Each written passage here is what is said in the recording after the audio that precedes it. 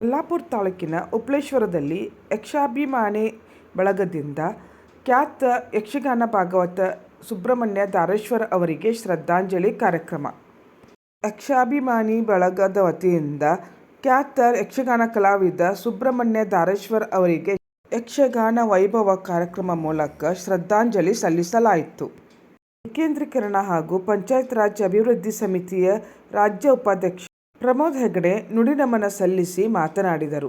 ಚಂದುಗುಳಿ ಗ್ರಾಮ ಪಂಚಾಯಿತಿ ಸದಸ್ಯ ಆರ್.ಎಸ್. ಭಟ್ ಮಾತನಾಡಿ, ಯಕ್ಷಗಾನ ಕ್ಷೇತ್ರಕ್ಕೆ ಧಾರೇಶ್ವರರು ನೀಡಿದ ಕೊಡುಗೆಗಳು ಅಪಾರ. ಅವರ ಕಲಾಸೇವೆಯ ತುಡಿತ ಮುಂದಿನ ಪೀಳಿಗೆಗೆ ಮಾದರಿ ಎಂದರು.